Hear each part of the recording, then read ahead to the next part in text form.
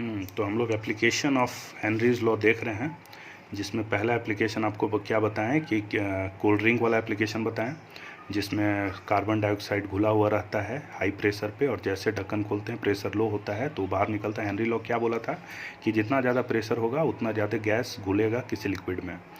दूसरा चीज़ आपको बताए थे, क्या चीज़, तो दूसरा चीज़ बताए थे कि जब हम लोग सांस लेते हैं तो एयर कहाँ जाता है, लंग्स में जाता है, वहाँ हाई प्रेशर होने के चलते वो घुल जाता है।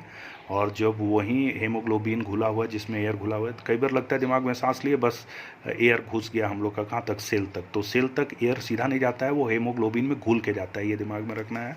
तीसरा बताए थे बेंड्स फॉर्मेशन। बेंड्स फॉर्मेशन क्या होता है कि स्कूबा डाइवर्स जब नीचे जाते हैं तो, और वो नॉर्मल एयर में अगर सांस ले लेंगे, या उनके टैंक में अगर एक नॉर्मल एयर हो जिसमें नाइट्रोजन बहुत ज़्यादा है, तो नाइट्रोजन हाईली सोल्यूबल हो जाएगा हम लोग के ब्लड में, उस स्कूबा डाइवर के ब्लड में, और वो जब ऊपर आएगा तो प्रेशर लो होगा।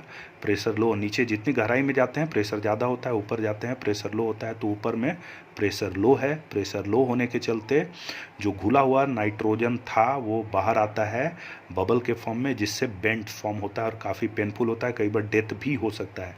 इसलिए इसमें हम लोग नाइट्रोजन्स को हटा के, जो स्कूबा डाइवर का जो टैंक है उसमें नाइट्रोजन को हटा के उसकी जगह पर हम लोग कोई दूसरा इनर्ट गैस डालते हैं। एक इसी तरह का और प्रॉब्लम है, इसको एनोक्सिया कहा जाता है। एनोक्सिया क्या है, तो एनोक्सिया एक प्रॉब्लम होता है कि आदमी अगर काफ़ी ऊपर पहाड़ में चला जाए, तो ऊपर पहाड़ में जाने पर प्रेशर लो हो जाता है। हाई हिल में जब जाता है तो वहाँ पर क्या हो जाता है, तो प्रेशर लो हो जाता है, और प्रेशर लो होने के चलते जो एयर का जो सोल्यूबिलिटी है,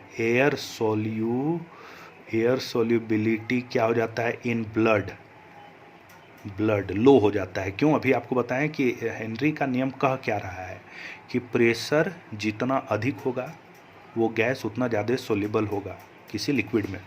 तो जब आप पहाड़ पे गए तो वहाँ पर क्या हो गया, एयर का प्रेशर कम हो गया। गहराई में पानी में जाने पे प्रेशर बढ़ रहा था, और जितनी ऊंचाई पे जाइएगा हम लोग का प्रेशर लो होता जाएगा। तो प्रेशर पहाड़ पे कम हो गया, और प्रेशर कम होने का नतीजा क्या हुआ, तो प्रेशर कम होने का नतीजा हुआ कि एयर कम घुला किस में, ब्लड में, और जिसके चलते आपके दिमाग तक जो ब्लड जा रहा है उसमें ऑक्सीजन का सप्लाई कम हो जाता है। और ऑक्सीजन का सप्लाई कम होने की वजह से क्या होता है, ऑक्सीजन का सप्लाई कम होने की वजह से आप कई चीज़ को ढंग से जज नहीं कर पाते हैं, कई चीज़ को आप समझ नहीं पाते हैं, बता नहीं पाते हैं, देख नहीं पाते हैं, और जिसके चलते आपका दिमाग गलत कैलकुलेशंस करने लगता है। मतलब क्या है गलत कैलकुलेशन का मतलब, हो सकता है कि आपको कोई जगह पे फ्लैट माने समतल दिखना चाहिए तो वहाँ ऊबड़ खाबड़ दिख सकता है, या कुछ बहुत तरह का प्रॉब्लम हो सकता है, क्योंकि सारा चीज़ तो दिमाग के जजमेंट पे ही डिपेंड करता है। तो एनोक्सिया की स्थिति इसी को कहते हैं कि आपके दिमाग तक ऑक्सीजन का सप्लाई कम हो जाए। तो ये पहाड़ पे कई लोगों को इस तरह का प्रॉब्लम होता है एनोक्सिया का।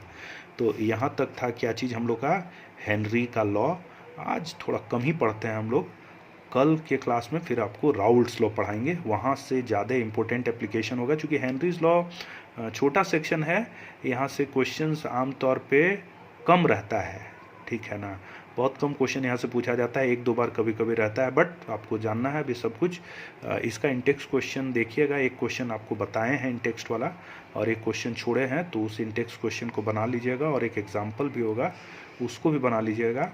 और अगर कोई दिक्कत होगा तो बताइएगा कि किस पेज का कौन सा क्वेश्चन है, तो आपको सॉल्व कर देंगे, ठीक है। और उम्मीद करते हैं पिछला जो इंटेक्स्ट क्वेश्चन जिसका हम यहाँ पे फ़ोटो डाल दिए थे वो आप लोग बनाए होंगे। ज़रूर क्वेश्चंस बनाइए, क्वेश्चन नहीं बनाइएगा तो कंसेप्ट दिमाग में याद नहीं रहेगा, और फिर आप लोग प्रॉब्लम में पड़िएगा।